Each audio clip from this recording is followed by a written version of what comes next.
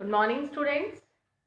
Previous class के अंदर हम लोगों ने हमारा चैप्टर शांति जो है वो स्टार्ट कर दिया था और इसमें मैंने आप लोगों को ये बताया था कि कैसे संयुक्त राष्ट्र संयुक्त राज्य अमेरिका और सोवियत संघ जो है उन दोनों सुपर पावर्स जो है उन्होंने सेकेंड वर्ल्ड वॉर के बाद में अपने आप को महाशक्तिशाली बनाने के लिए कैसे हथियार जो थे उनका संचय करना चालू किया और कैसे मानवता जो है उसको खतरे में डाला उन्होंने। इसी संदर्भ में मैं आपको क्यूबाई मिसाइल संकट जो है उसके बारे में जानकारी दे रही थी। तो आज हम इसी क्रम में क्यूबाई मिसाइल संकट जो है उसका अध्ययन करेंगे। देखो, मैंने आप लोगों को उस दिन ये बताया था कि जो द्वितीय विश्व युद्ध था, ये द्वितीय विश्व युद्ध जो है ये 1939 से 1945 तक चला था और इस युद्ध के बाद में अमेरिका और सोवियत संघ, इन दोनों के मध्य में शीत युद्ध जो है वो प्रारंभ हो गया था। शीत युद्ध का अर्थ मैंने आपको बताया था कि वो युद्ध जो कि वैचारिक आधार पर या मस्तिष्क के आधार पर लड़ा जाता है, जिसमें हथियारों का प्रयोग नहीं किया जाता है, उसको शीत युद्ध कहते हैं। तो इन दोनों के मध्य में जो था वो शीत युद्ध प्रारंभ हो गया था और कभी भी हथियारों के द्वारा युद्ध न हो जाए, इसी शंका के अंदर दोनों ही जो ये थे, इन्होंने भरपूर मात्रा में जो हथियार थे उन हथियारों को जमा किया। ठीक है। और इन दोनों के मध्य में जो ये शीत युद्ध है, इस शीत युद्ध का जो चरम बिंदु है, वो चरम बिंदु जो है वो था क्यूबाई मिसाइल संकट। अब देखो, क्यूबाई मिसाइल संकट क्या है। क्यूबा जो है वो अमेरिका के तट से लगा हुआ एक द्वीपीय देश है। मतलब कि अगर क्यूबा पर कोई मिसाइल जो है वो तैनात की जाती है तो अमेरिका जो है वो उससे सीधे निशाने पर आता है। और सोवियत संघ जो है उसके द्वारा क्या, अमेरिका को बिना बताए क्यूबा जो है वहाँ पर अपनी मिसाइल्स जो थी वो तैनात कर दी गई और उन मिसाइल्स के थ्रू अमेरिका जो है वो सीधे निशाने पर आ रहा था। पहले तो अमेरिका जो है उसको इस बात की कोई भी भनक थी नहीं कि सोवियत संघ के द्वारा इस प्रकार की कोई मिसाइल जो है वो क्यूबा के अंदर स्थापित कर दी गई है। लेकिन जो अमेरिका के जो फोटो आविक्षण विमान थे, उन्होंने कम से कम 20-25 दिन हो चुके थे इस बात को मिसाइल्स तैनात हुए हुए, और कम से कम 20-25 दिन बाद वहाँ के जो फोटो आविक्षण विमान थे उनके थ्रू अमेरिका को जब इस बात का पता चला कि सोवियत संघ जो है उसने अपना मिसाइल जो है वो क्यूबा पर तैनात कर दी और अमेरिका जो है वो उससे सीधे निशाने पर आ रहा है, तो तुरंत प्रभाव से आपको बताइए अमेरिका जो है वो सुपर पावर है, बहुत ज़्यादा सक्षम है। जितना अपनी सैन्य पावर पर अमेरिका खर्च करता है अकेला, उतने उसके नीचे के 12 ताकतवर देश खर्च करते हैं। मतलब कि कुल मिलाकर जो 12 कंट्रीज जितना व्यय करती हैं अपने बजट का सैन्य चीज़ों पर, उतना अकेला अमेरिका अपनी सैन्य पावर पर खर्च करता है। तो तुरंत प्रभाव से जैसे ही उसको ये बात पता चली तो उसने अपने जंगी बेड़े जो थे वो रवाना कर दिए क्यूबा की तरफ। और इस टाइम पर बिल्कुल ऐसा ही प्रतीत हो रहा था कि जैसे अब बिल्कुल थर्ड वर्ल्ड वॉर जो है वो होने ही वाला है अमेरिका और सोवियत संघ के बीच में, क्योंकि बिल्कुल ऐसा लग रहा था कि तैयारी जो है वो बिल्कुल पूरी हो चुकी है युद्ध की।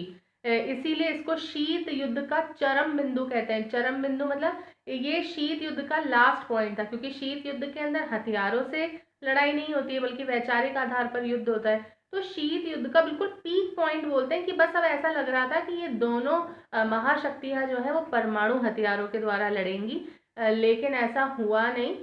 दोनों के द्वारा आपस के अंदर समझौता कर लिया गया और सोवियत संघ जो था उसने अपनी मिसाइल्स जो थी वो वहाँ से हटा ली।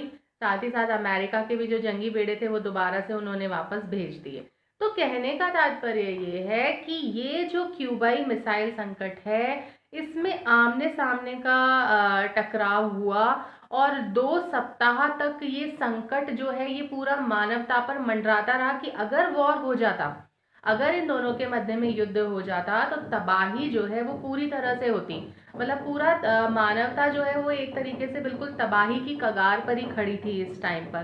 तो कहने का तात्पर्य यही है कि अगर हम सिर्फ ये करते रहें कि शांति होनी चाहिए, उसका गुणगान करते रहें, तो इससे बेटर ये है कि हम उसके लिए प्रयास करें, उसको एक विचार के रूप में शामिल करें। क्योंकि अगर शांति नहीं होगी, अगर शांति की अनुपस्थिति होगी, तो ऐसी स्थिति में मानवता को एक भारी कीमत जो है वो इसकी चुकानी पड़ सकती है। बहुत सारे संघर्ष हमने ऐसे देखे हैं जबकि शांति के अभाव में लोग जो है उनमें बड़े पैमाने पर लोगों को मारा गया है, बहुत सी त्रासदियां जो है उनका हमने अनुभव किया है। आज अगर आप देखेंगे, अगर शांति जीवन में नहीं होगी तो हमारा जो जीवन है वो एक प्रकार से सुरक्षित ही नहीं रहेगा।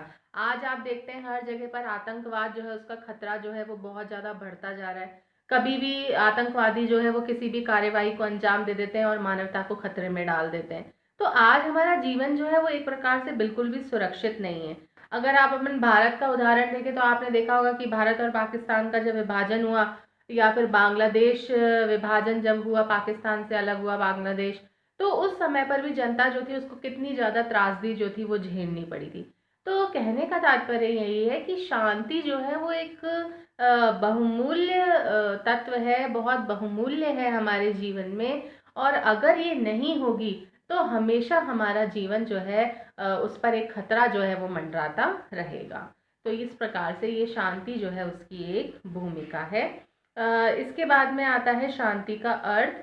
तो देखो, शांति के अर्थ के बारे में यह है कि शांति की जो परिभाषा हमेशा दी जाती है वो दी जाती है अक्सर युद्ध की अनुपस्थिति के रूप में। मतलब कि जब कभी भी अगर किसी समाज में युद्ध नहीं हो रहा है तो ऐसा माना जाता है कि वहाँ पर शांति है। अगर आप देखेंगे तो ये परिभाषा जो है ये बहुत ही सरल सी नज़र आती है, और लेकिन ये बहुत भ्रामक भी है।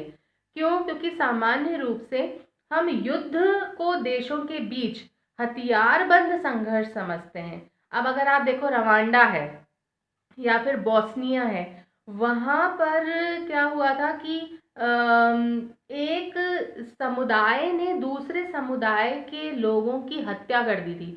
अब युद्ध तो नहीं हुआ एक तरीके से, लेकिन जो हत्या हुई, जो नरसंहार हुआ, उसके आधार पर भी हम ये तो नहीं कह सकते ना कि यहाँ पर शांति है। युद्ध तो नहीं हुआ। अगर केवल युद्ध, अगर आप शांति को केवल इस रूप में परिभाषित करते हैं कि युद्ध की अनुपस्थिति शांति है, तो ये सही नहीं होगा। ठीक है ना?